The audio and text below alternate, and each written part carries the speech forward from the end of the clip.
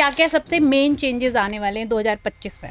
और जिसके लिए पिछले 1 साल से मैं लगातार चिल्ला रहा हूं कि बृहस्पति 6 साल के लिए अतिचारी होने जा रहा है। दुनिया थोड़ा चिंता करो इस बात की, लेकिन दुनिया के एक देश की इकोनॉमी ऑलमोस्ट ध्वस्त होने की स्थिति में आ जाएगी। कभी कॉन्वलेक्सा का नाम सुना है, कभी कोई वर्ड लिखने से, हाथ इन्फिनिटी लिखने से पैसा बहुत आएगा। वहाँ इन्फिनिटी लिख लो, उसे प्यार आ जाए। अरे क्या हवा हवाई की बातें कर रहे हो यार। अपनी बीवी के अगर पैर दबाओगे तो बहुत पैसा आएगा।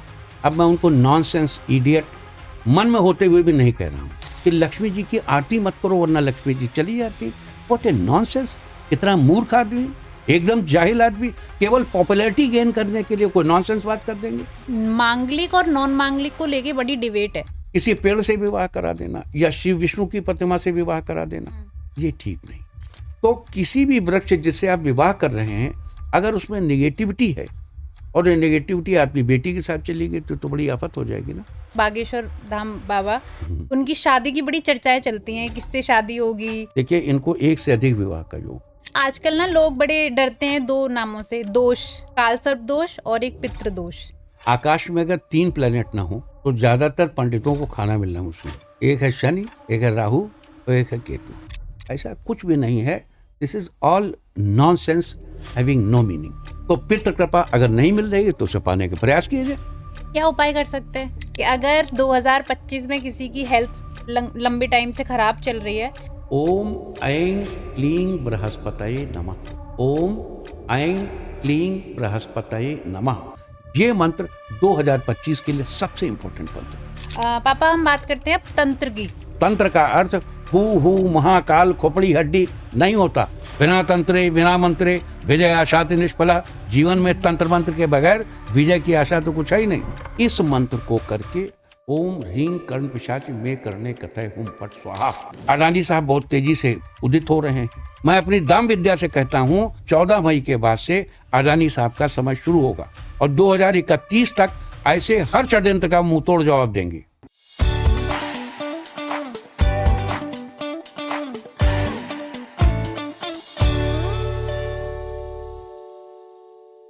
सो पापा, थैंक यू। मतलब मैं बहुत ओवरवेल्म हूँ इस समय कि आपने मेरे साथ पॉडकास्ट करने का सोचा, मतलब अपना कीमती वक्त निकाल कर। So thank you so much. तो पापा, आज हम लोग 2025 जो अगले महीने शुरू होने वाला है उसकी कुछ बातें करेंगे और भी बहुत सारे मिथ हैं लोगों के दिमाग में, बहुत सारी चीज़ों में क्लैरिटी नहीं है, उसको क्लियर करेंगे। सबसे पहले मैं जानना चाहती हूँ पापा, 2025 में बहुत सारे धमाके होने वाले हैं। हमारी ऑफ कैमरा भी बात हुई थी, तो क्या क्या सबसे मेन चेंजेस आने वाले हैं 2025 में? तो देखो, चेंजेस तो कई होने वाले हैं, लेकिन उनमें जो सबसे इम्पोर्टेंट चेंज है वो जुपिटर का है। और देखो, हम लोग तो जो भी बात करते हैं इस दुनिया में, हमें न प्यार दिखता है, न पैसा दिखता है, न शोहरत दिखती है। हमें प्यार के पीछे का कारण दिखता है, पैसे के पीछे का कारण दिखता है, शोहरत के पीछे का कारण दिखता है।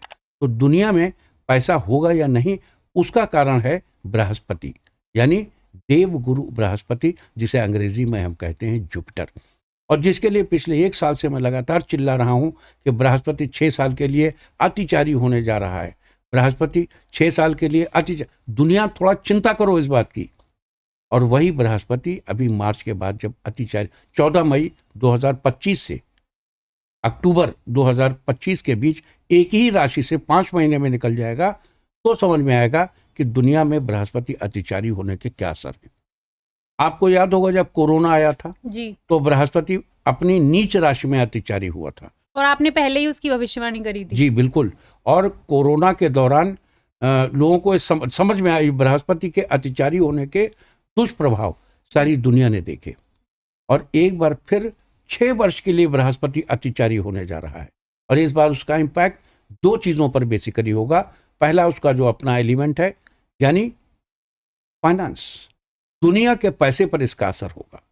दुनिया के कुछ हिस्सों से पैसा नदारद हो जाएगा, कुछ हिस्सों में ढेर सा पैसा हो जाएगा, करेंसी बदल जाएगी, करेंसी का फॉर्मेट बदल जाएगा, करेंसी का स्वरूप बदल जाएगा, और साइमल्टेनियसली आर्टिफिशियल इंटेलिजेंस भी बहुत तेजी से ग्रो करेगी। और अब दुनिया आर्टिफिशियल इंटेलिजेंस का वो स्वरूप देखेगी जिस स्वरूप की किसी ने कल्पना भी नहीं की थी। और उसका सूत्रपात बृहस्पति के अपनी राशि बदलने के 14 मई से अक्टूबर के बीच होगा। तो वो आपके वर्ष 2025 के ही फ्रेम में आता है। जी। तो आपके सवाल का जो जवाब है 2025 का, तो दुनिया में जो तमाम धमाके होंगे उनमें से पहला धमाका दुनिया की इकोनॉमिक्स को उथल पुथल कर देने वाला, हम पिछले कई वर्षों से ये बात कह रहे हैं कि दुनिया की इकोनॉमिक्स उथल पुथल होने वाली है, और ये साल 2025 आ गया उसके लिए। और इसी साल ये इकोनॉमिक्स पूरी चेंज, देखो ऐसा नहीं कि हमारे पास 100 रुपया है तो कल को 2 रुपया रह जाएगा, ऐसा नहीं होगा। वो 100 का 100 ही रहेगा, लेकिन जो उसका फॉर्मेट है वो बदल जाएगा, उसका स्वरूप बदल जाएगा, चीजें बदल जाएंगी उससे रिलेटेड। और बहुत सी चीजें तो ऐसी हैं जो कही जा सकती हैं और बहुत सी चीजें कही ही नहीं जा सकती, क्योंकि अभी हम उसकी कल्पना ही नहीं कर पा रहे हैं कि आर्टिफिशियल इंटेलिजेंस का क्या शेप होगा, वो हमें कैसे देगी क्या। लेकिन हम ये समझते हैं कि दुनिया के बड़े हिस्से की इकोनॉमी अचानक भरभरा कर गिर जाएगी, जिसे हम दुनिया का सबसे मजबूत हिस्सा समझते हैं। मैं उस देश का नाम नहीं लेना चाहता, लेकिन दुनिया के एक देश की इकोनॉमी ऑलमोस्ट ध्वस्त होने की स्थिति में आ जाएगी। ये है आपका 2025। 2025 में शनि का भी मेन रोल दिखाया जा रहा है। देखो शनि का जो रोल है, इट रिलेट्स टू न्याय। जैसे हमारे 6 दर्शन हैं, न्याय, सांख्य, योग, वैशेषिक, मीमांसा, उत्तर मीमांसा। तो जो न्याय है उसका लेना देना शनिदेव से है, शनिदेव के मूवमेंट से। तो शनि का मूवमेंट हमेशा की तरह इस साल भी रहेगा, लेकिन इस साल जब जुपिटर के साथ उसका संबंध निर्मित होगा, तो दोनों स्थिर ग्रह है ना, लंबे लंबे समय तक एक ही राशि में रहते हैं। एक बार संबंध बन जाता है तो महीनों बना रहता है। उस संबंध को देखते हुए दुनिया के न्याय को लेकर, दुनिया के अर्थतंत्र को लेकर, दुनिया के नक्शे में नए कानून आएंगे, नए कानून इस्टेब्लिश होंगे। सारी दुनिया को कुछ ऐसे समझौते करने पड़ेंगे, ऐसी चीज़ों पर हस्ताक्षर करना पड़ेगा जो दुनिया के नए कानूनों को, और पूरी दुनिया एक सरकार के फॉर्म में आ जाएगी। मतलब जैसे अभी हम देखते हैं कि ये भारत का राज्य है, ये चीन का है, ये बांग्लादेश का है, ये पेरिस का है, ये अमेरिका है, ये रूस है, ये ब्राज़ील है। सारी दुनिया कुछ कॉमन नियमों से बंध जाएगी शनि और गुरु के इन संबंधों की। ओके, तो क्योंकि हर इंसान के ऊपर वेरी करेगी ये चीज़। जैसे शनि है वो प्रवेश कर रहे हैं मीन राशि में, तो राशियों पे क्या फर्क पड़ने वाला है, लोगों की जिंदगी पे क्या फर्क आने वाला है? जिस दिन शनिदेव अपनी राशि का परिवर्तन करेंगे, उस समय उनकी राशि परिवर्तन के समय 6 प्लैनेट्स एक ही राशि में आ जाएंगे। एक मंगल अलग होगा और जुपिटर अलग होगा। मंगल है युद्ध का कारक और जुपिटर है फाइनेंस का कारक, आर्टिफिशियल इंटेलिजेंस का कारक। तो शनि सारी चीजों को अपने प्रभाव क्षेत्र में ले लेगा, लेकिन युद्ध और इकोनॉमिक्स, ये 2 चीजें शनि के क्षेत्र से बाहर रहेंगी। यानी वो नियम कानून बनाएगा, नियम कानून बनाने की कोशिश करेगा, और युद्ध को और इकोनॉमिक्स को और आर्टिफिशियल इंटेलिजेंस को कुछ रेगुलेशंस में बांधने की कोशिश होगी। कुछ नियम कानून बनेंगे कि ये चीजें रेगुलेशन में बन सके। तो ये स्थिति से 2025 में। सो ये तो बात हो गई पापा 2025 की। अब आजकल ना बहुत सारे रील्स और बहुत सारे पॉडकास्ट आ गए हैं, तो उसमें जो न्यूमरोलॉजिस्ट हैं या एस्ट्रोलॉजर हैं वो अलग अलग चीज़ों को बताते हैं। जैसे कभी कॉन्वलेक्सा का नाम सुना है, कभी कोई वर्ड लिखने से, हाथ इन्फिनिटी लिखने से पैसा बहुत आएगा, कभी 7 लिखने से तो प्यार मोहब्बत बहुत आएगी। तो इन चीज़ों का कोई अर्थ है? एक्चुअली ये वर्क करती है ज़िंदगी में? देखो बच्चे, हम किसी को ये नहीं कह सकते कि ये वर्क करती हैं या नहीं करती। हम ये नहीं कह सकते कि वर्क नहीं करती, लेकिन ये वर्क करती हैं, इसके लिए कोई पर्याप्त तर्क हमारे पास नहीं है। अब ये लोग जो इस तरीके की बातें करते हैं, ये वो एक एक्सपेरिमेंट कर रहे हैं, कोई सुनिश्चित सिद्धांत नहीं है। ये इन्होंने एक हवाई बांध ली। अब जैसे एक्यूप्रेशर है, आप हाथ लीजिए, अब इसमें एक्यूप्रेशर में कि यहाँ पे जहाँ आपका बुध की उंगली है, it relates to heart somewhere. Surya की उंगली है, बुध और सूर्य के बीच में है। ऐसे ही हर प्लेनेट का एक एक तत्व से संबंध है।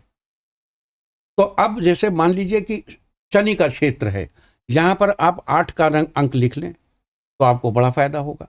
अब ऐसे ही हमने एक एक्यूप्रेशरिस्ट को देखा, उसने एक ब्लैक कलर की वो लिया स्केच पेन और यहाँ पे एक लंबी सी लाइन खींच दी और कहा अब इनको गुस्सा नहीं आएगा। अब जो पेशेंट था इनको गुस्सा नहीं आएगा। तो क्यों नहीं आएगा? क्योंकि ब्लैक कलर शांति का प्रतीक, ठंडा है। लाल कलर उग्र है। स्त्रियों को मांग में सिंदूर क्यों लगाया जाता है? स्त्रियों को महावर क्यों लगाई जाती है? स्त्रियां लाल रंग क्यों लगाती हैं? स्त्रियां बिंदी क्यों लगाती हैं? स्त्रियां लिपस्टिक, ताकि उनमें ऊर्जा बनी रह सके, क्योंकि उन्हें एक नए जीवन को जन्म देना है। लाल रंग ऊर्जा है, काला रंग शांति है। तो ये जो काले रंग से उसने लगा दिया तो वो एक पर्टिकुलर मेरिडियन पर लगा दिया। वो एक साइंस है, वो एक सिस्टमेटिक साइंस है, सुविचारित विज्ञान है। अभी हमारे जो न्यूमरोलॉजिस्ट वगैरह हैं उन्होंने कहीं से कुछ पढ़ लिया और लेके उड़ गए। अब वो बताते हैं यहाँ 8 लिख लो, वहाँ 7 लिख लो, वहाँ इन्फिनिटी लिख लो, उससे प्यार आ जाए। अरे क्या हवा हवाई की बातें कर रहे हो यार। तो कम ज्योतिष पढ़ो, उस आधार पे ज्योतिष करो, लेकिन हवा हवाई की बातें करने का कोई मतलब नहीं। लोग करते हैं, हम भी सुनते हैं। अब सवाल ये है कि वो किसी चीज़ से किसी का पेट पल रहा है तो अब हम उसका खंडन क्या करें? वो अच्छा नहीं लगता और हमको सूट भी नहीं करता, और हम खंडन करने में वैसे भी यकीन नहीं करते। अच्छा, काफ़ी एक रील बड़ी वायरल हुई थी अभी रिसेंटली करवा चौथ के टाइम पे। एक एस्ट्रोलॉजर ने बोला था कि अपनी बीवी के अगर पैर दबाओगे तो बहुत पैसा आएगा। तो इस बात में कितनी मतलब ये तो ठीक है कि बीवी की सेवा करोगे, बीवी की बात मानोगे या बीवी के लिए कुछ गिफ्ट लाओगे या बीवी को खुश करोगे, लेकिन यहाँ पैर दबाने की बात हुई है। बेटा अब ये उसी परंपरा की ज्योतिषी हैं जी, जो एकदम टोटल हवा हवाई। अब मैं उनको नॉनसेंस इडियट मन में होते हुए भी नहीं कह रहा हूँ। हैं वो हैं, लेकिन नहीं कह सकते। एक लिमिट है, क्या कहें किसी को। लोग कुछ भी बात करने लगते हैं, मूर्खों की तरह बात करने लगते हैं। अभी तो एक बेवकूफ़ ने कह दिया कि लक्ष्मी जी की आरती मत करो वरना लक्ष्मी जी चली जाती हैं। What A nonsense. कितना मूर्ख आदमी है, एकदम जाहिल आदमी। केवल पॉपुलैरिटी गेन करने के लिए कोई नॉनसेंस बात कर देंगे, है ना। तो पॉपुलैरिटी गेन करने के लिए स्त्री के पैर दबाओ, उल्टा बताओ। तो देखो, हम स्त्री को प्रेम करना, हमारे धर्मशास्त्र में स्त्री का बड़ा ऊंचा दर्जा दिया गया। हमने कई बार कई बड़े राजनेताओं से मुलाकात की और उनको ये समझाया कि सनातन धर्म की स्थापना के लिए ये आवश्यक है कि हम कंपैरेटिव रिलीजन छोटे बच्चों को पढ़ाएं। जब हम कंपैरेटिव रिलीजन लेके जाएं, हम दिखाएंगे कि ईसाइयत में स्त्री को एक भोग्या समझा जाता है और ये इस जगह पर मेंशन्ड है या नहीं मेंशन्ड है।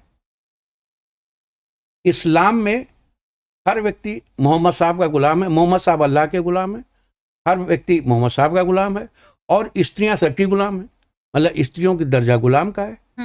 और सनातन धर्म में यत्र नार्यस्तु पूज्यन्ते रमन्ते तत्र देवता, जहाँ नारियों की पूजा होती, तो यहाँ तो नारियों की पूजा हो ही रही है। और अब इसको हमारा मुंह कहता है कि खराब बात क्या कहें, ऐसी मूर्खतापूर्ण बात करके इसका ज्योतिष से कोई लेना देना। दो अलग कॉन्स्टिट्यूशन है। एक फिजिकल कॉन्स्टिट्यूशन वुमन का है जो कभी मेल का नहीं हो सकता, और जो मेल का कॉन्स्टिट्यूशन है वो कभी फीमेल का नहीं हो सकता। पहले पुरुष जंगलों में जाते थे, दिन भर भागते दौड़ते थे, लौट के आते थे, स्त्रियां उनके पैर दबा देती थी। वो जमाना अलग था। अब पुरुष भी भागते दौड़ते नहीं, काहे को स्त्रियां पैर दबाएंगी। लेकिन अब अचानक उसकी उल्टी बात करने लगो कि अपनी बीवी के पैर दबाओ तो क्या भाई, कमाल कर रहे हो भाई। अरे कुछ तो शर्म करो यार, ये खराब बात है, ऐसा नहीं बताना चाहिए। या लक्ष्मी जी की आरती नहीं करनी चाहिए। अरे भाई क्या मतलब है इस तरीके की पॉपुलैरिटी गेन करने? क्या गेन कर लेंगे आप, है गेन क्या करेंगे आप इन द लॉन्ग रन?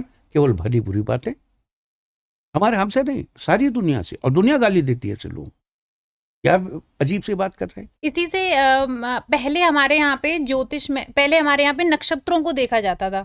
10वीं शताब्दी के बाद हम लोग राशि देखने लगे, और अभी मॉडर्न जो एस्ट्रोलॉजर हैं अभी भी, तो वहाँ भी अब जैसे हम लोग भी जाते हैं तो यही बोलते हैं हमारी राशि में क्या है, और हम भी न्यूज़पेपर पढ़ते हैं तो यही देखते हैं कि राशियों में क्या है। नक्षत्र की आजकल कोई बात ही नहीं करता है।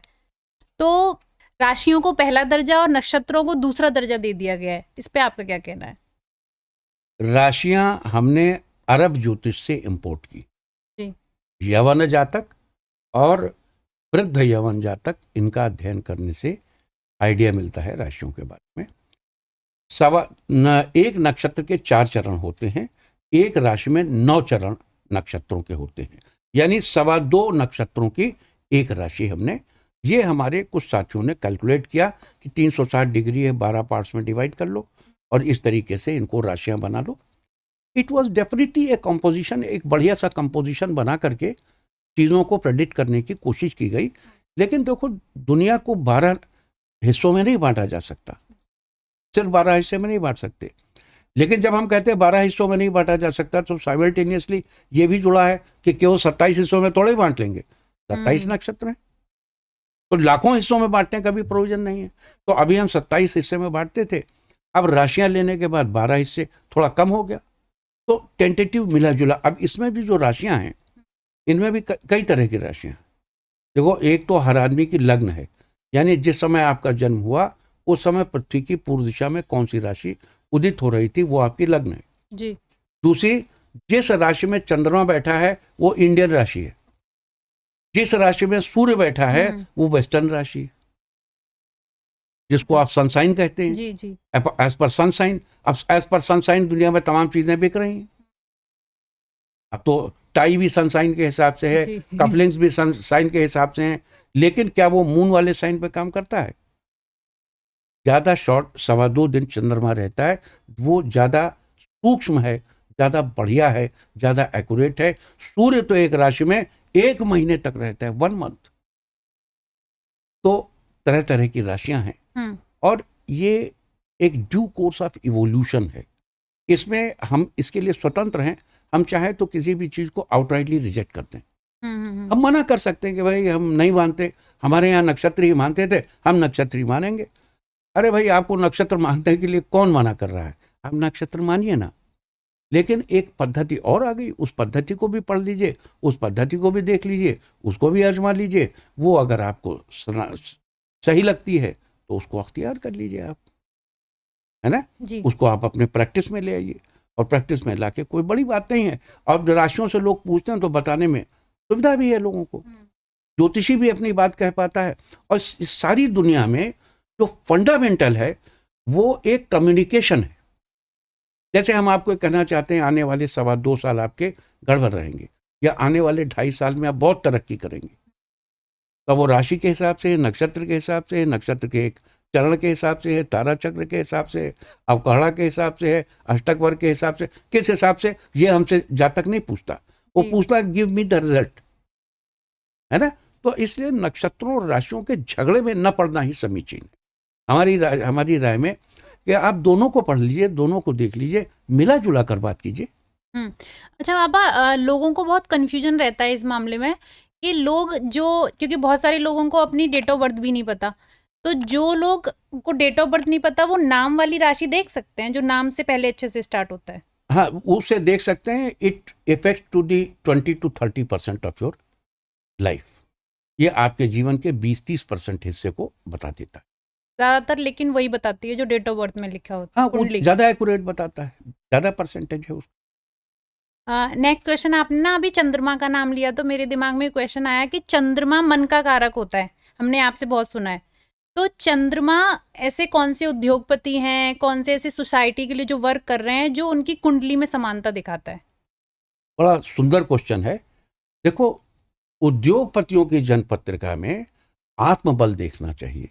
आत्मा का बल सूर्य से आता, ठीक है।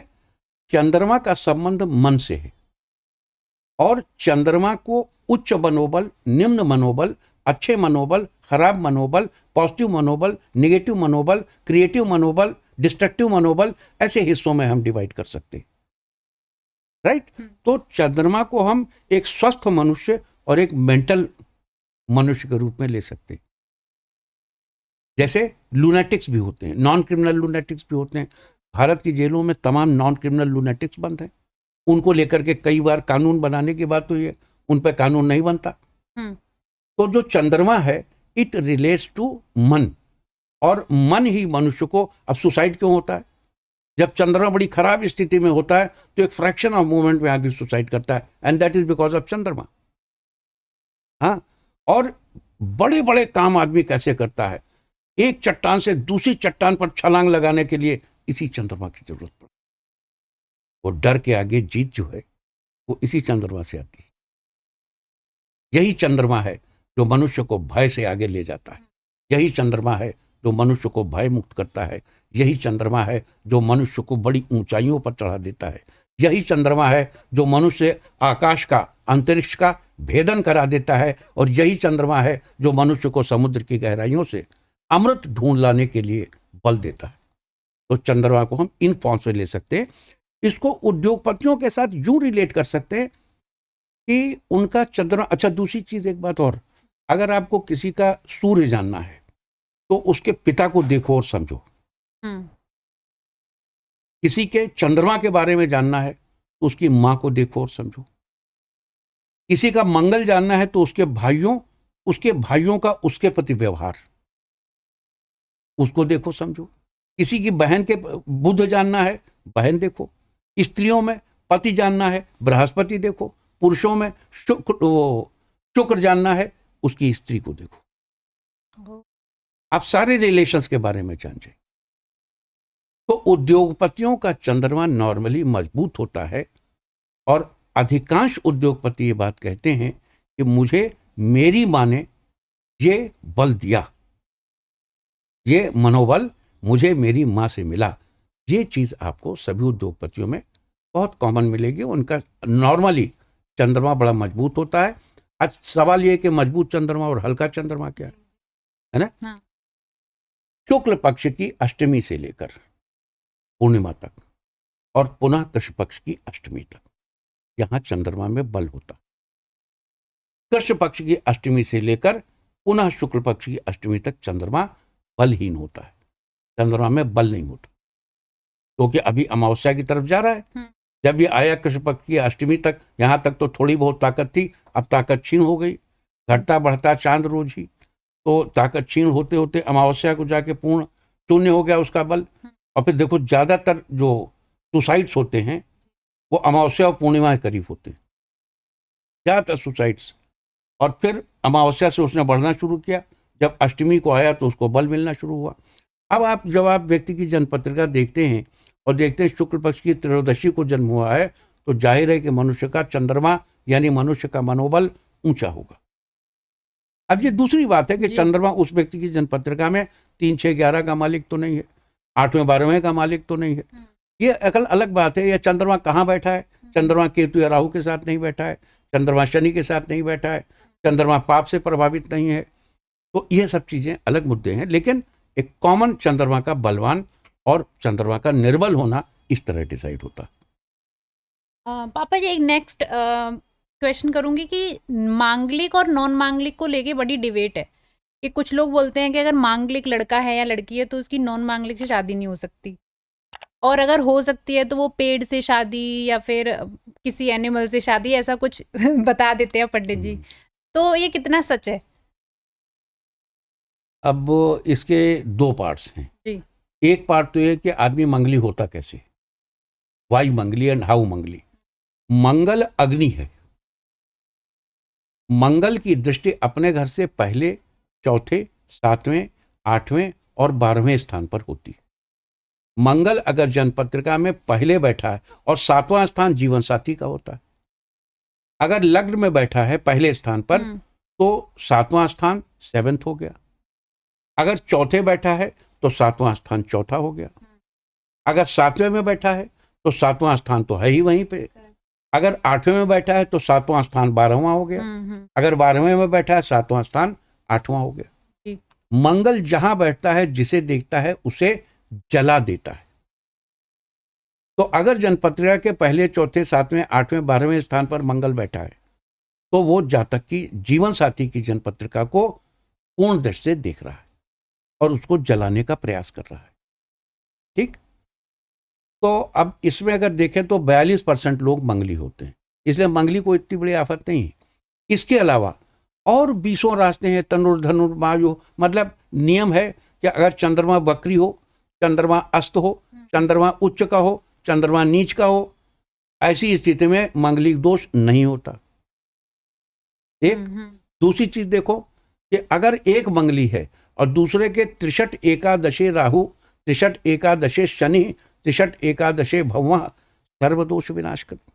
अगर एक मंगली हो, दूसरे के 3, 6, 11 में शनि राहु या मंगल बैठे हों तो सारे दोष नष्ट हो जाते हैं। तो इस तरह अगर करते कराते देखें तो एक मंगली को इतना परेशान होने की जरूरत नहीं। टेंटेटिवली 80% के आसपास उसका दोष नष्ट हो रहा है या सामने वाले से नष्ट हो रहा है, मतलब उस एक सरल जीवन धारा में आदमी आ जाता है। दूसरी चीज, किसी पेड़ से विवाह करा देना या शिव विष्णु की प्रतिमा से विवाह करा देना, ये ठीक नहीं।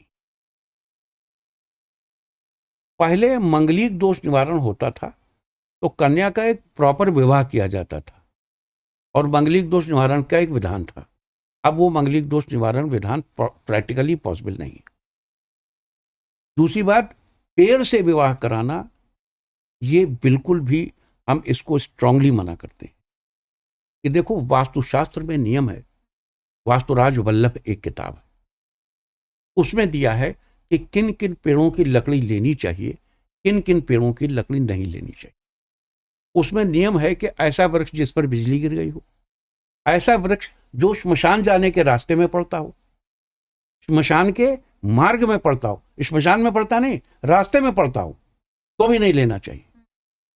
तो अब कहने का मतलब ये है कि ये वृक्ष एनर्जी के आश्रय स्थल होते हैं, यहां पॉजिटिव और नेगेटिव एनर्जीज का वास होता है। इकलौता हमारा सनातन धर्म है जो पेड़ों तक में इस एनर्जी को, इतना संवेदनशील धर्म है कि ये पेड़ों की इस एनर्जी को भी रियलाइज करता है और अपनी लाइफ में उसका समावेश करता है। तो किसी भी वृक्ष जिससे आप विवाह कर रहे हैं, अगर उसमें नेगेटिविटी है और ये नेगेटिविटी आपकी बेटी के साथ चली गई तो बड़ी आफत हो जाएगी ना। अच्छा, कुछ लोग उसमें कहते हैं पीपल से शादी कर दो, तो भैया पीपल तो मरेगा नहीं और पीपल काट भी नहीं सकते आप, और उसमें ब्रह्मदेव का वास है। उसके बारे में कहा जाता है, मूले ब्रह्मा त्वचा विष्णु शाखे रुद्र महेश्वर पात्रे पात्रे देवानांग वृक्षराज नमोस्तुते। पत्ते पत्ते में देवता हैं, तो पता नहीं कौन सा देवता उसको अपनी बीवी मान ले लड़की को, तो बड़ी आफत हो जाएगी। बहरहाल, अब उस डिबेट में पढ़ने के बजाय हम ये चाहेंगे कि ये नहीं करना चाहिए। अब देखिए, श्री विष्णु से विवाह कराना इसलिए सम्यक नहीं है कि मंगलिक दोष का निवारण है कि कन्या का विवाह हुआ। अच्छा, इसको लोक भाषा में कहेंगे वैधव्य दोष या विधुरत्व दोष, आप समझे। तो श्री विष्णु तो मरेंगे नहीं, अजर हमारे, तो फिर विधुरत्व दोष तो नष्ट नहीं हुआ, तो विष्णु की प्रतिमा से क्यों विवाह करा दे। वो तो पंडित जी को दान लेना होता है, तो पंडित जी बता देते हैं करा दो, पंडित जी को दान मिल गया, आनंद हो गया, पंडित जी गदगद हो गए, लेकिन और बड़ा आशीर्वाद दिया कि बड़ा जाओ सुखी रहो, लेकिन इससे कुछ ये ठीक नहीं। अब मंगलिक दोष निवारण के हम लोग भी कराते हैं अथर्ववेद, जिसको हम अग्निवेद कहते हैं, जिसका संबंध अग्नि से, उसमें दिए गए पुरुष सूक्त का पाठ करके ये जो अग्नि संबंधी समस्या है ये शांति हो, मतलब हो जाती है शांत। हाँ, ऐसा तो कुछ भी नहीं जो शांत ना हो। तो जो टाबू बना रखा है कि शादी कर ही नहीं सकते जो लोग, मतलब कर सकते हैं। अरे बिल्कुल बिल्कुल 100% कर सकते हैं, लेकिन उसमें ये इनमें से इस क्रिया को अवलंबन करना चाहिए। इसके अलावा देखो, आजकल बहुत से लड़के लड़कियों के तो बहुत से संबंध होते हैं। अगर उस लड़के लड़की का पहले किसी से संबंध रह चुका है तो उसका मंगलिक दोष वैसे ही नष्ट हो गया। Let us have a practical approach as well. तो इसलिए, और ये जो अथर्ववेदी शिव संकल्प है ये अवेलेबल है, लीजिए, पढ़िए, मस्त रहिए। तो इसलिए इतना टेंशन की बात नहीं। अच्छा, आपने अभी ना, एक तो हम लोग शादी की बात कर रहे थे और आपने अभी सनातन को भी मेंशन किया। मैं जानना चाहती हूँ, अभी जो सनातन के प्रचारक हैं, जोर शोर से जो कर रहे हैं, बागेश्वर धाम बाबा, उनकी शादी की बड़ी चर्चाएं चलती हैं, किससे शादी होगी, और अलग अलग उनकी वीडियोस आने लगती हैं। तो मैं आपसे क्वेश्चन करना चाहूँगी, प्रश्न कुंडली के आधार पर जो आप बताते हैं कि उनकी शादी लव मैरिज होने वाली है या अरेंज मैरिज। इस नौजवान बच्चे ने भी बहुत अच्छी जगह बनाई है समाज में, सबके दिलों में, और तुम्हारे दिल में भी। देखो, बागेश्वर बाबा शादी करेंगे या नहीं करेंगे, पहले इस प्रश्न को देख लीजिए, है ना।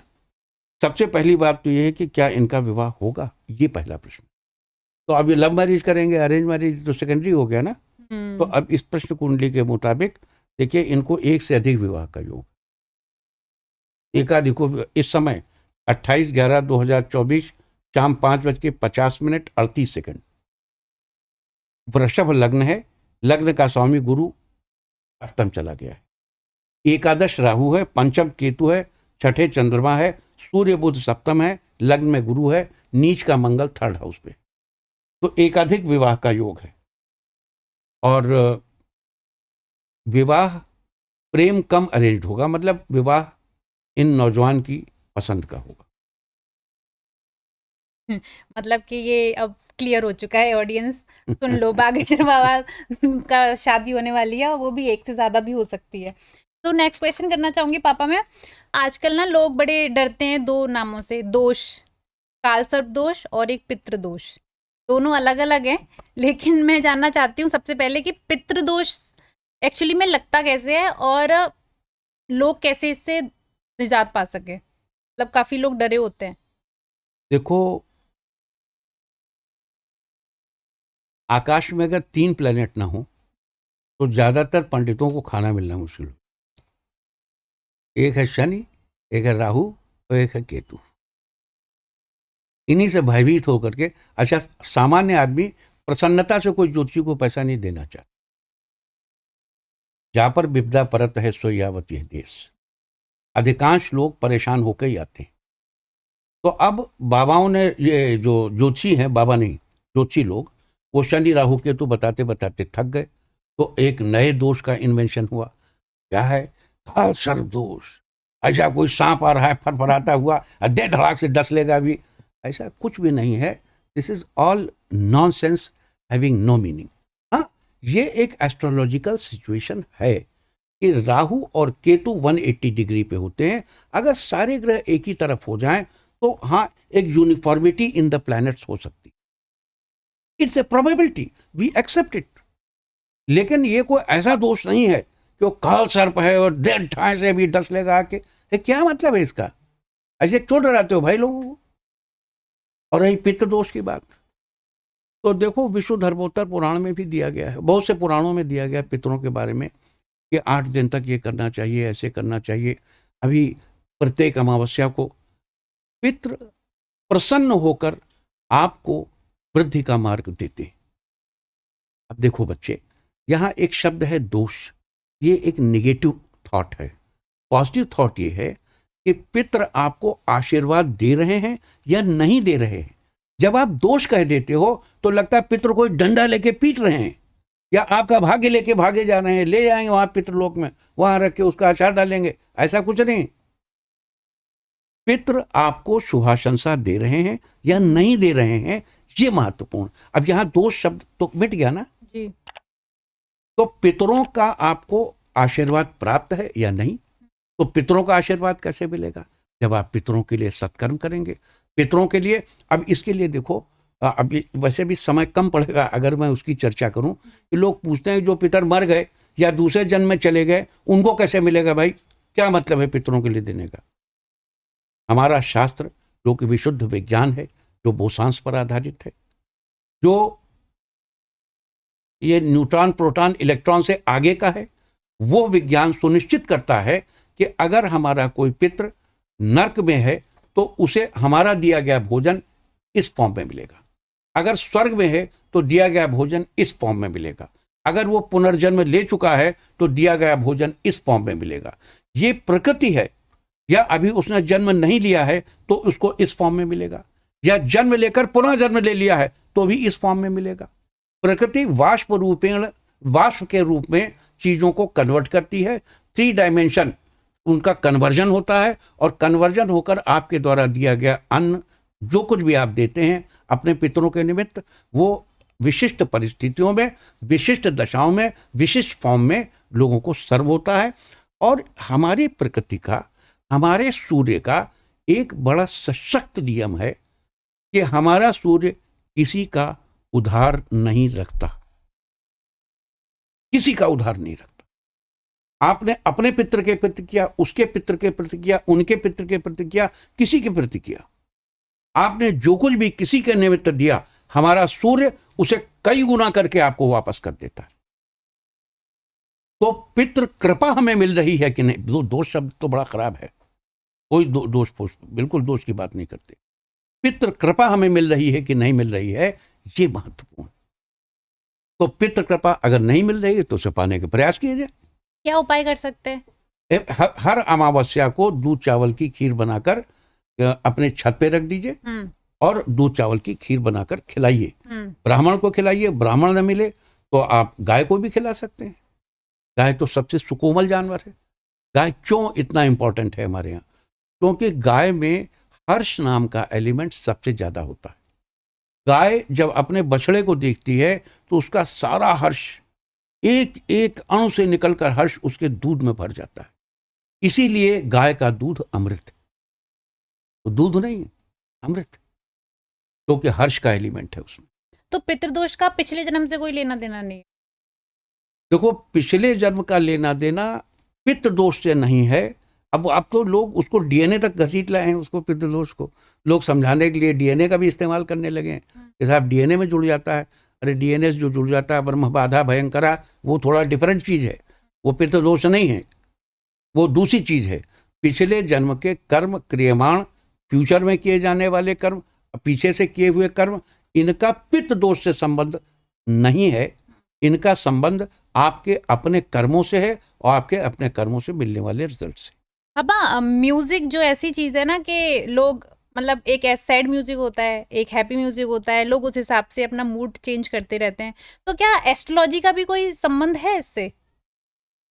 एस्ट्रोलॉजी का म्यूजिक से पूरा पूरा सीधा संबंध, पूरा पूरा सीधा संबंध। अब उसको आप यूं समझ सकते हैं, अभी 2 मिनट पहले हमने बताया था, अभी जो लोग एक्सपेरिमेंट कर रहे हैं ना, यहाँ 8 लिख लो, यहाँ 9 लिख लो, यहाँ इन्फिनिटी लिख लो, पैसा आएगा। इसकी जो मूल विद्या थी, वो मूल विद्या थी कि किस समय कौन सी मेरिडियन काम करती। 12 मेरिडियंस हैं आपके शरीर में। इस समय हार्ट की मेरिडियन काम करती है, इस समय आपकी किडनी की मेरिडियन काम करती है, इस समय ब्रेन की मेरिडियन काम करती है, इस समय 12 मेरिडियंस है 24 घंटे में। और हमारे यहाँ संगीत के लिए हर एक अलग अलग समय दिया गया कि अगर ध्रुपद सुनना है तो इस समय सुनना पड़ेगा, यमन कल्याणी सुनना है तो इस समय सुनना पड़ेगा। संगीत की अलग अलग टाइमिंग दी गई है। वो टाइमिंग ह्यूमन बॉडी के साथ जुड़ी हुई है। उस टाइमिंग का संबंध मनुष्य के जन्म के समय से होता है। अगर आप सुबह 3 से 5 के बीच पैदा हैं, 5 से 7 के बीच पैदा हैं, 7 से 9 के बीच पैदा हैं, हर साल हम न्यू ईयर पे जब अपना शो देते हैं तो उसमें इसके बारे में बताते हैं कि अगर आप 3 से 5 के बीच पैदा हैं तो ये साल आपका कैसा होगा। इस साल याद रखेंगे और आपकी म्यूजिक भी बता देंगे कि इस साल आपको कौन सी म्यूजिक सुननी चाहिए। अब इसको थोड़ा सा साइड दूसरी तरफ से लो। अब अगर मान लो किसी का बुध कमजोर है और उस आदमी को सरदर्द होता है या माइग्रेन होता है उस आदमी, तो उसको शाम के समय यमन कल्याणी सुनना चाहिए कि नहीं सुनना चाहिए? और शाम के समय अगर यमन कल्याणी सुनेगा, शाम के समय सनसेट होने के तुरंत बाद पहले प्रहर में, तो उससे उसको माइग्रेन बढ़ेगा कि घटेगा? ये ज्योतिष का ही काम है। Jyotish can elaborate anything. Jyotish can elaborate this subject as well कि आप किस समय कौन सा संगीत सुने कि आपका कौन सा सितारा ठीक हो जाए। और अगर मान लीजिए अभी आपकी मंगल की महादशा चल रही है और मंगल की महादशा में आपको ये पर्टिकुलर म्यूजिक सुनना चाहिए, इस महादशा से ये मंगल स्वस्थ होता है, तो आप अगर 24 घंटे के उसी पीरियड में वो म्यूजिक सुनेंगे तो मंगल का अकारकत्व तो नष्ट होकर मंगल कारक हो जाएगा, शुभ हो जाएगा। तो ज्योतिष का बड़ा सीधा संबंध संगीत से है और संगीत को ज्योतिषीय उपचारों के रूप में लिया जा सकता है। अब आपने अच्छा याद दिलाया, हम इसका भी एक दिन एक शो देंगे पूरा अलग से कि किस समय कौन सा संगीत सुनकर आप अपने सितारों को ठीक कर सकते हैं, अच्छा कर सकते हैं, जिंदगी को बेहतर बना सकते हैं। मंत्र से भी लाइफ को बहुत बैलेंस किया जा सकता है। ये मंत्र ही तो है। ये संगीत क्या है? संगीत शब्द और वाणी है। जी जी। इस संसार में हरि और हर, लाइट एंड साउंड, यही बेसिक 2 कंसेप्ट हैं। एक हरि और Har. Hari Har Hari Har Hari Har, light and sound, light and sound, light and sound. उसके बीच में जो लैम्डा है, वो जो ध्वनि तरंगों के बीच, जो ध्वनि तरंग से रिलेट करता है, वो लैम्डा कब कम होगा, कब ज्यादा होगा, it relates to your human body and it effects your most of the planets. आपके प्लैनेट्स को इम्पैक्ट करता है, आपके प्लैनेट्स को घटाता बढ़ाता, आपके शरीर की तरंगों को घटाता बढ़ाता है। वैसे ही हमारे जो मंत्र हैं, ये मंत्र हमारी स्पाइनल कॉर्ड के बीच में, जहाँ पे जॉइंट्स दिए हुए हैं, जॉइंट स्पाइनल कॉर्ड के, इनके बीच से जो स्वर, जो ध्वनि तरंगे गुजरती हैं, उन ध्वनि तरंगों से अंग, कंग, चंग, टंग, तंग, विंग, ऐंग, विंग, ये सारे लेटर्स वहीं से लिए गए हमारे वर्टिब्रल कॉलम से।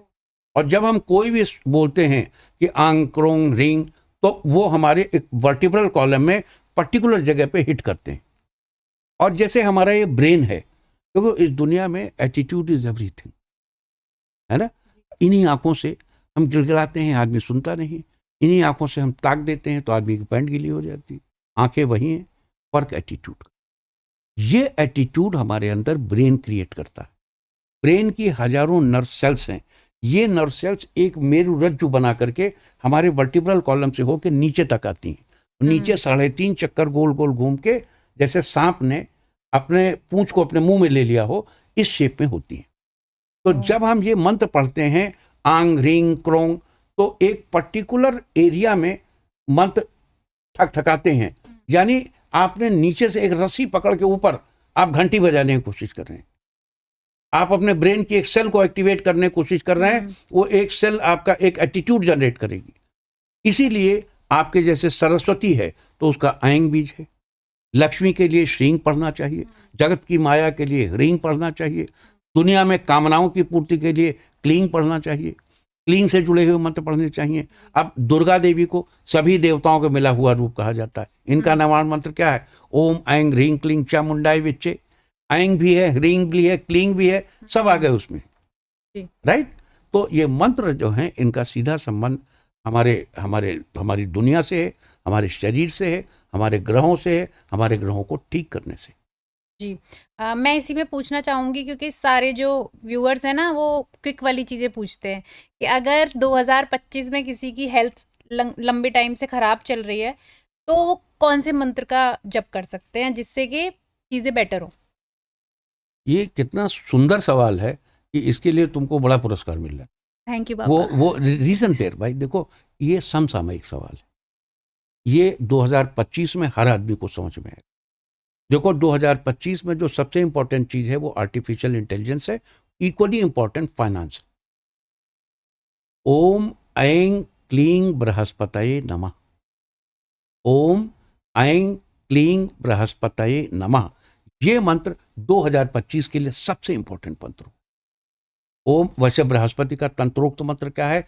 ग्रांग ग्रीं ग्रौं सह बृहस्पतये नमः। लेकिन यहां ऐंग इसलिए कि इंटेलिजेंस, सरस्वती इन्वॉल्व है। क्लींग इसलिए कि कामनाएं इन्वॉल्व हैं। ठीक है जी। ओम ऐं क्लीं बृहस्पतये नमः।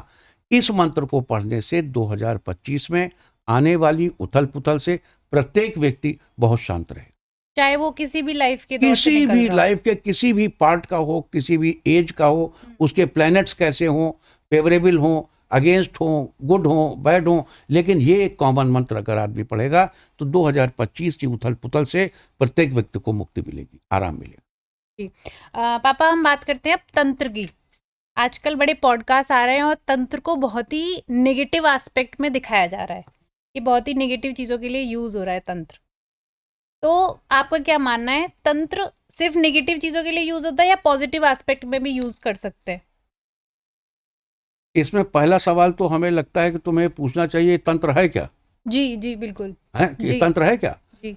देखो जैसे सड़क तंत्र है हमारे सड़क पे चलने के लिए, हाँ। धमनी तंत्र है रक्त में रक्त के बहने के लिए, शासन तंत्र है शासन चलाने के लिए, वैसे ही धर्म तंत्र है। धर्म तंत्र का अर्थ हु महाकाल खोपड़ी हड्डी नहीं होता। तंत्र का मतलब है टू डू रिलीजन सिस्टमेटिकली इस तंत्र। तो तंत्र में हम धर्म को एक सिस्टमेटिक ढंग से करते हैं। अब धर्म क्या है ये भी मुश्किल है, ये भी समझना पड़ेगा। धर्म आत्मा के परमात्मा तक पहुंचने का मार्ग है।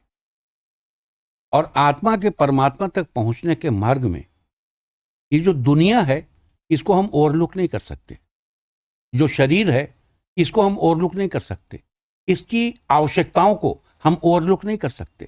तो तंत्र से हम अपनी अर्थ, धर्म, काम और मोक्ष, इन चारों पुरुषार्थ को, इन पुरुषार्थ चतुष्टय को प्राप्त करके परम पिता या परम सत्ता को प्राप्त करने की चेष्टा करते हैं। यानी हम जो पुरुषार्थ चतुष्टय है उसको हम प्राप्त करते हैं। अब उनको प्राप्त करने के लिए कभी किसी को हमें सम्मोहित करना पड़ता है, किसी को स्तंभित करना पड़ता है, और कोई बहुत दुष्ट हो तो मारण भी करना पड़ता है। इसीलिए हमारे षट तंत्र बताए गए हैं। और तंत्र के दो तरह हैं, एक वाम मार्ग है, एक दक्षिण मार्ग है। एक, अब यूं कह सकते हैं, सिर्फ दुनिया का पॉलिटिकल हिस्सा एक कैपिटलिस्ट है और एक कम्युनिस्ट है, दो हिस्से। वैसे ही हमारे यहाँ तंत्र में दो हिस्से हैं, एक वाम मार्ग है। जो वाम मार्ग है उसमें कौल मत बड़ा प्रचलित था, जिसमें मद्य, मांस इत्यादि का बड़ा प्रयोग हुआ करता था। दक्षिण मार्ग शांतिपूर्ण मार्ग है, दक्षिण मार्ग उत्तम मार्ग है, दक्षिण मार्ग अच्छा मार्ग है। तंत्र के मार्ग पर चलकर देखिए, दक्षिण मार्गी तंत्र के मार्ग पर चलकर देखिए, जीवन की सभी कामनाएं पूरी होने के साथ भोग मोक्ष प्रदच्चैव, भोग और मोक्ष जो दोनों दे दे वही सच्चा तंत्र है। भोग भी देगा, मोक्ष भी देगा। तो वो कैवल्य प्राप्ति का माध्यम, मोक्ष प्राप्ति का माध्यम तंत्र है। और तंत्र को हम हमेशा पॉजिटिवली करते हैं। ये हम लोग तंत्र की चर्चा क्यों कर रहे थे? वैसे भी बातचीत में आता ना, बिना तंत्रे बिना मंत्रे विजय आशाति निष्फला। जीवन में तंत्र मंत्र के बगैर विजय की आशा तो कुछ है ही नहीं। तो तंत्र का सहारा तो लेने पड़ेगा। और मंत्र तो मननात् त्रायते इति मंत्र, जो मनन करने से रक्षा करे वही मंत्र है। और तंत्र की साधना में मनुष्य मंत्रों का प्रयोग करता है। विधि मतलब अपने जो उनके संसाधन हैं, उनके किसी भी चीज का एक विशिष्ट ढंग से उपयोग करने के साथ साथ मंत्र का पाठ भी तंत्र मंत्र है। अच्छा, मूवीज में पापा देखा है और आजकल पॉडकास्ट में भी बड़ा सुना है कि तंत्र सिर्फ खोपड़ी के माध्यम से हो सकता है। जो खोपड़ी होती है, उसके स्कल जो बोलते हैं, उससे तंत्र किया जाता है। और वही पहले भी मैंने बोला था कि वो नेगेटिव एस्पेक्ट में ही ज़्यादा देखा जाता है, क्योंकि वो नेगेटिव एस्पेक्ट में लोग करते हैं किसी का बुरा करने के लिए, किसी को कोई काम बिगाड़ने के लिए। तो उसमें कितनी सच्चाई है कि स्कल के थ्रू ही हो सकता है वो? नहीं, ऐसा नहीं कि केवल स्कल के ही थ्रू हो सकता है। स्कल में तो एक बढ़िया सी लोटिया टाइप की बन जाती है कि एक जग है या वो गिलास है, उसमें पानी वानी पी सकते हैं, या कुछ दुष्टात्मा लोग उसमें दारू डाल पी लेते हैं, उसी से गदगद रहते हैं, परम आनंद को प्राप्त करते हैं। लेकिन ये कि ऐसा कुछ है नहीं। और देखो, तंत्र वास्तव में जो सतोगुणी तंत्र हैं, जैसे हमने जीवन में बहुत सी ऐसी छोटी छोटी चीज़ों को साधने की भी कोशिश की, वो चीज़ें कभी सामने नहीं आती। तंत्र की दो चार बड़ी महत्वपूर्ण पुस्तकें हैं, जैसे मंत्र महारणों, बड़ी अच्छी किताब, आप उसको पढ़िए। लेकिन मंत्र महारणों या तंत्र संबंधी जो पुस्तकें हैं, जैसे मान लो कोई तंत्र सीखना चाहे, जैसे अभी बहुत से हमारे दर्शक तंत्र कैसे सीखें उनके मन में आ रहा होगा, है ना। तो शारदा तिलक है, रुद्रयामल तंत्र है, मंत्र महारणों है। लेकिन देखो, इनमें बहुत बहुत बहुत सावधानी बरतने की जरूरत है। बंबई से मंत्र महारणों पहले छपता था, ये बात करीब 30-40 साल पुरानी। तो उसका हमने एक पार्ट पढ़ा, और उस पार्ट को उसमें संस्कृत में लिखा था कि इसमें रोली का तिलक लगावे, कौमा, नहीं तो सिद्धि नष्ट हो जाती। ध्यान रखना, रोली का तिलक लगावे, कौमा, नहीं तो सिद्धि नष्ट हो जाती है। वही पुस्तक हमने बनारस से छपी देखी, उसका हिंदी ट्रांसलेशन देखा, उसमें लिखा था रोली का तिलक लगावे नहीं, कौमा, इससे सिद्धि नष्ट हो जाती है। देखो, मीनिंग पलट गई। रोली का तिलक लगावे, कौमा, नहीं तो सिद्धि नष्ट हो जाती है। और रोली का तिलक लगावे नहीं, कौमा, इससे सिद्धि नष्ट हो जाती। अब हम तो बहुत दिन तक परेशान रहे। फिर एक साधु मिला, उसने कहा नहीं, इन्होंने कौमा का फेर कर दिया, तुम रोली का तिलक लगा के देखो, तुम्हें काम बन जाएगा तुम्हारा। लेकिन बना नहीं, वो सामने आए नहीं, वो पीछे खड़ा रहा। तो अब वो जो भी है, अब जब आप बड़ी बड़ी साधना करेंगे, जैसे गायत्री की साधना करते हैं, या हमारी विद्या में कर्ण पिशाचिनी की साधना बड़ी पॉपुलर है। जी जी।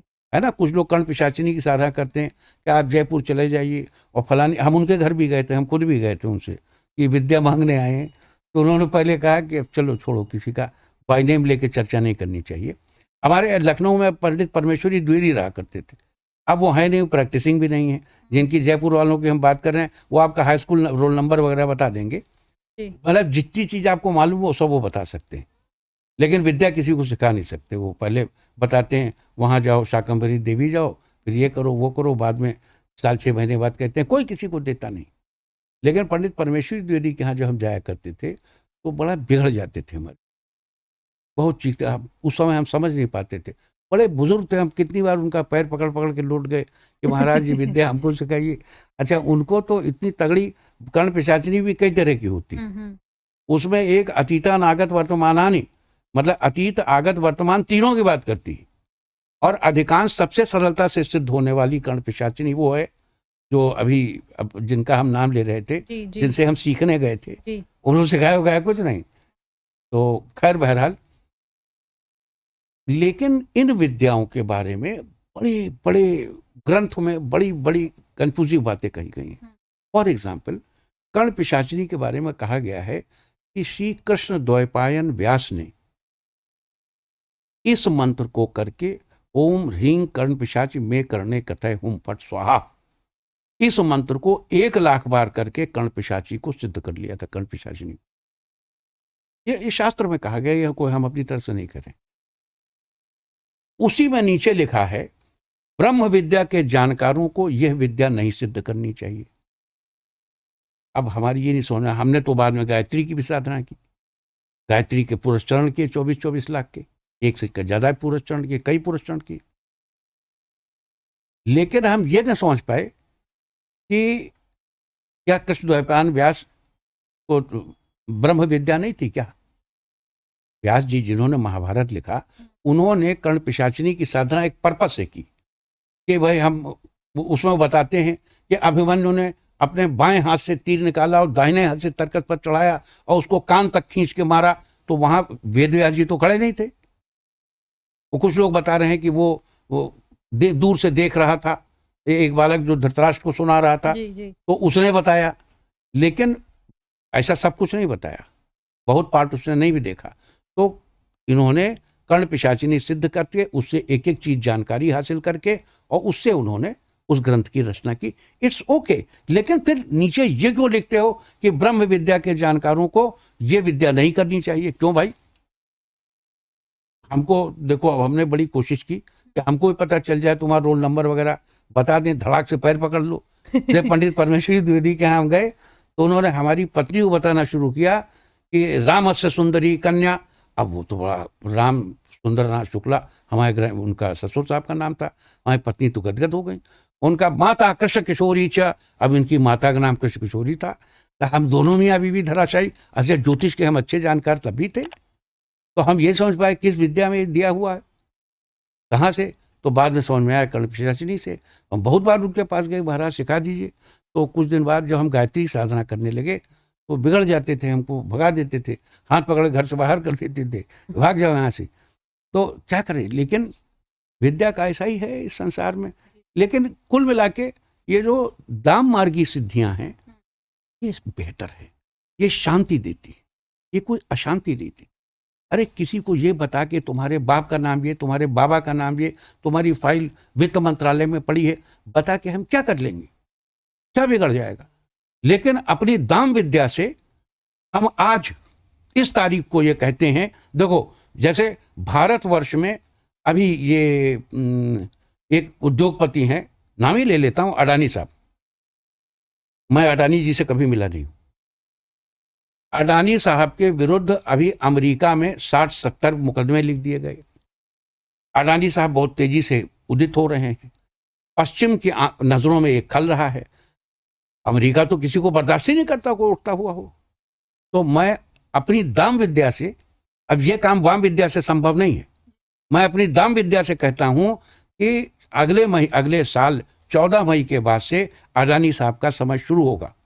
और 2031 तक ऐसे हर षड्यंत्र का मुंहतोड़ जवाब देंगे और पश्चिम को उनके आगे घुटने टेकने पड़ेंगे और अगला दशक अडानी का होगा।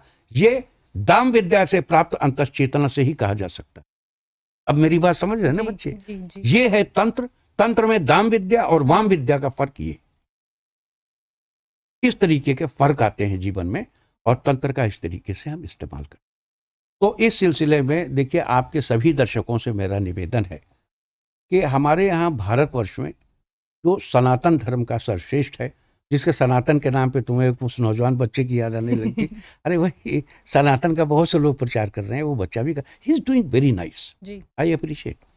तो हमारे सनातन धर्म में किसी भी मनुष्य के जीवन को लेकर 64 विद्याएं कही गई थी कि उसे सीखनी चाहिए, और वो विद्याएं सीखकर मनुष्य अपनी पूर्णता को प्राप्त करता है। उनमें एक ज्योतिष भी है और धर्म का काम रूप भी है और धर्म का भोग मोक्ष प्रतिचैव, ये आपका तंत्र भी है ना। तो प्रत्येक व्यक्ति को अपनी ज्योतिष की बेसिक जानकारी हासिल करनी चाहिए। सरकारों से मेरा निवेदन है कि वो मिडिल क्लास में भी ज्योतिष को लाएं और मिडिल क्लास में भी बेसिक ज्योतिष को पढ़ाएं कि हमारा कौन सा दिन कैसा जाने वाला है। और ये एक विशुद्ध विज्ञान है, ये विशुद्ध। लेकिन यहाँ ये बता दूं कि अंतश्चेतना का, ये हमारी जो पिट्यूटरी, ये जो पीनियल ग्लैंड है, हमारे सेरोटोनिन और मेलेटोनिन कन्वर्जन का, इसका भी बड़ा ही गहरा संबंध, जिसे आज हम मिड ब्रेन एक्टिवेशन कहते हैं। जो सारी दुनिया में जो सीख करके, पैरों से जो सीख करके, तो ये जो 10 कमांडेंट्स कैसे, पहले मिड ब्रेन एक्टिवेशन का बड़ा प्रचलन था, पैरों भी मिड ब्रेन एक्टिवेट करते थे। अब मूसा को गोद ले लिया फैरों की बहन ने, ताकि वो कुछ परिस्थितियों वश, और मूसा अपने उनके साथ रहते थे, अपने गार्जियंस के साथ, उन्होंने भी मिड ब्रेन एक्टिवेशन सीख लिया। उसी का नतीजा था कि अपने डंडे से उन्होंने समुद्र को 2 फाड़ कर दिया। ये mid brain activation practically possible है। अभी जैसे दिखाते हैं ना, फलाने बाबा ने पानी में दिए जला दिए, कैसे जला दिए वो बता नहीं पाते हैं कैसे। ऐसे सैकड़ों बहुत सी चीजें हमसे भी घटित हो चुकी हैं। हमसे आप वो एग्जाम्पल लेके बैठेंगे, हम कई बार एक्सप्लेन नहीं कर पाएंगे, लेकिन कुदरत कुछ करती है, कुछ करिश्मा होता है। और ये जो मंत्र तंत्र हैं, ये मामूली चीज नहीं है, ये आपके जीवन को बहुत उल्लास, उत्साह और ताकत से भर देते हैं।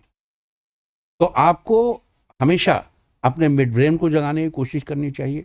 उसके लिए फ्लोराइड छोड़ना पड़ेगा, फ्लोराइड वाला टूथपेस्ट छोड़ना पड़ेगा, बहुत सी चीज़ें करनी पड़ती हैं। लेकिन ज्योतिष को पढ़िए, तंत्र को समझिए, आगे बढ़िए, थोड़ी थोड़ी ज्योतिष पढ़िए, अच्छी ज्योतिष पढ़िए, उसको अपने जीवन में लाइए। हमारी तमाम शुभकामनाएं आपके साथ हैं। जब भी कभी आपको ज़रूरत पड़ेगी, हमारी बहू रानी और हम हमेशा आपके साथ रहेंगे। बहू रानी हमसे सवाल पूछती रहेंगी और हम इनके सवालों के जवाब देते रहेंगे। तो थैंक यू सो मच पापा, थैंक यू, मतलब मैं बता नहीं सकती वर्ड्स में, फॉर इनसाइटफुल पॉडकास्ट।